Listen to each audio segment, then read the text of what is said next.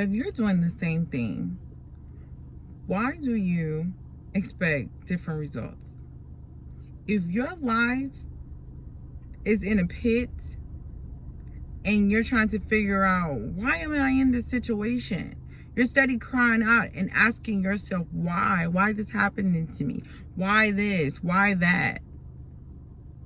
You steady asking yourself, why this? You need to stop. Stop asking yourself why. That is time wasted.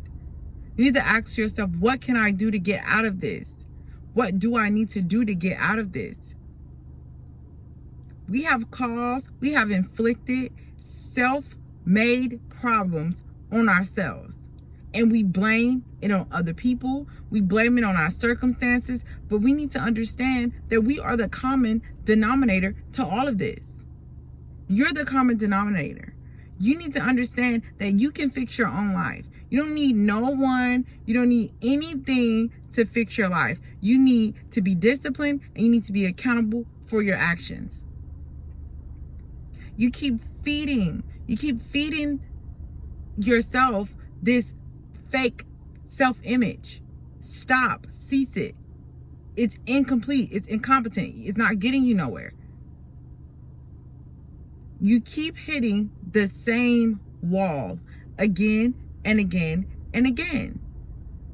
You're not hitting this wall because the devil just want to keep messing with you. You're not hitting this wall because people just want to keep messing with you. You're hitting this wall because you keep gravitating towards the same thing that caused you to be in this situation from the beginning.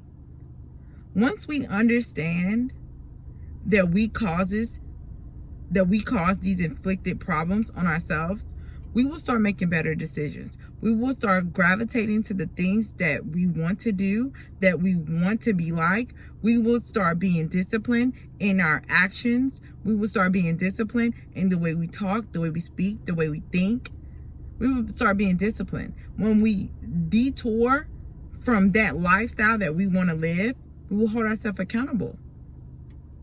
I came across a sermon today by a lady named Heather Lindsay. Heather Lindsay stated that thing you want to die, that thing in your life that you want to die, let it starve. And that thing you want to live, feed it.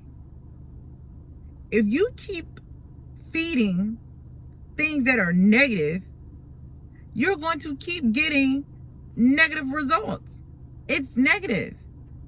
But if you feed things that are positive, that bring some type of benefit, some type of good factor to your life, it will live. It will produce. No matter how many times you may fail, it will produce that great result that you intended for it to produce. If you keep letting dead stuff get your energy, you will keep producing dead results. You will keep being mad. You will keep asking yourself, why is this happening to me? Because you're giving it that energy. I used to ask myself, why am I feeling like this? Why am I feeling down? I'm feeling down because I keep letting things get the best of me. I keep living in the flesh. I keep doing whatever my flesh want to do. I keep doing whatever my flesh desires. When you desire stuff that is not meant to be in your future life, you will become depressed. You will become those things that you might not want to be, because you're doing everything that is not intended for your purpose. You're doing something that's quick and easy. When you're asking yourself why, it didn't take that long for you to get there, right? But that thing that you really want to go after is going to take some time to get there because it's hard. It's going to take some work. It's going to take some discipline. It's going to take some accountability to get there. Successful people don't get successful overnight. People don't live these glorious lives overnight. People, big names like Rockefellers, they didn't become these big names overnight. They had to be pressured. They had to be disciplined. They had to be held accountable for their actions. And now we know of them. No one will never know of you if you keep letting the dead live. It's dead. Let it go.